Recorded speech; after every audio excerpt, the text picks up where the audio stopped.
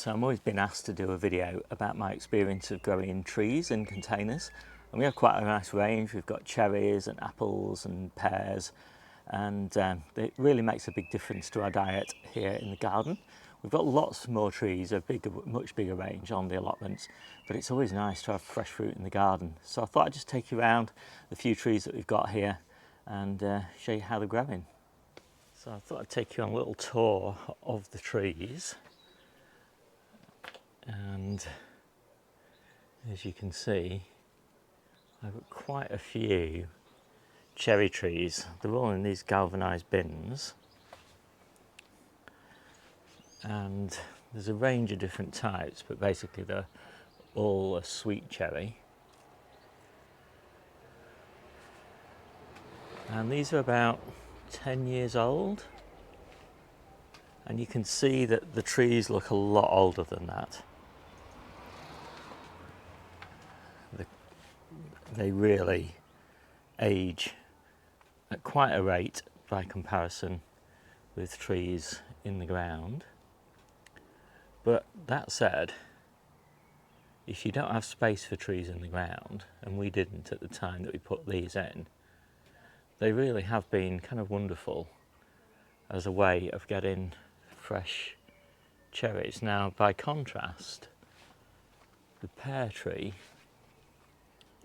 is doing really beautifully, and it's much healthier, apart from that bit of damage there that I did, than the cherry trees, and is growing really big. So even though I keep pruning it back, it's not overly constrained by being in the container. So I say pear trees are really great, and you get a fantastic harvest. The cherry trees, maybe not quite so good. Now let me just talk about how I do these. So basically, about the top 6 inches of this is wood chip to reduce evaporation. Underneath the wood chip is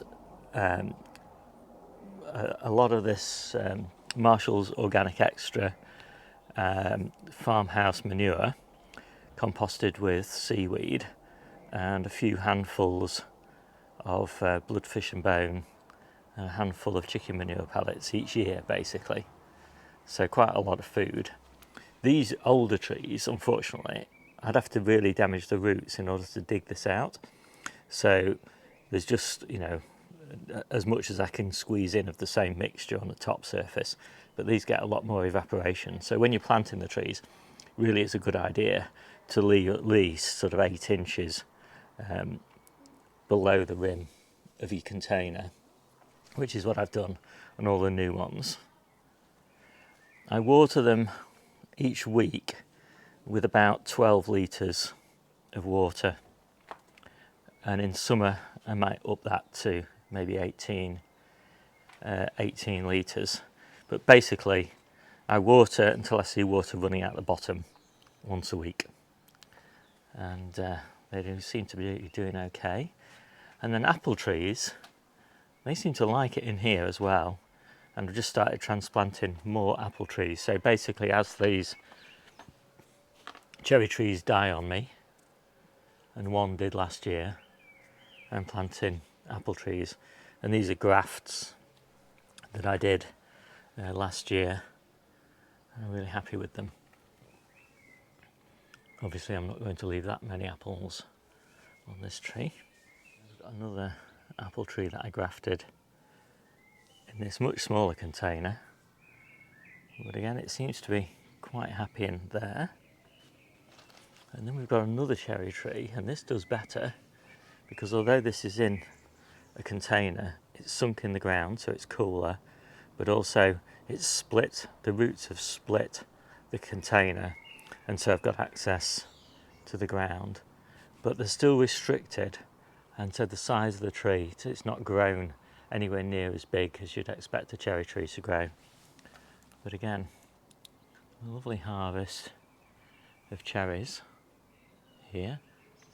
And obviously because of the location of this tree, We can't really afford for it to grow too big because it's right slap bang in the middle of the back garden veg patch. We don't really have any more space for trees in this garden. We've got that perpetual kale, which is kind of the size of a tree, but that is the kale patch, and there's actually quite a few more perpetual kales at the back there growing. And then we've just put this new cherry tree in here, which replaced an apple tree, and this isn't in a container, but it is fairly constrained in terms of the amount of water it gets because it's in the middle of the patio.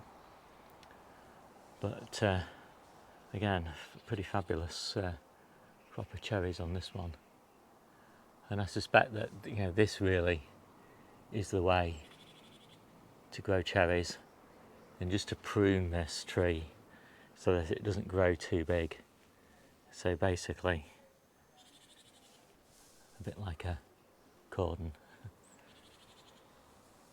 tomato.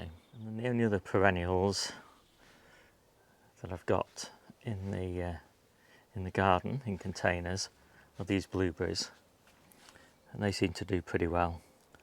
I think they like it in these bigger pots. They were originally in these, and then they're a bit too small. They got a little bit too hot in there. And again, these are mulched with wood chip. And when I planted these trees in the containers, I just used tree and shrub compost.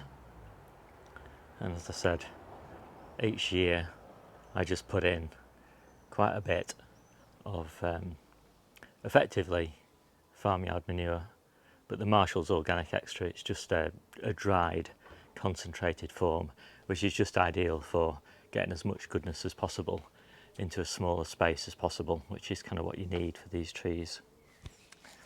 So I hope you like this quick video. My name's Steve, this is the Seaside Allotment channel, and I'll see you soon.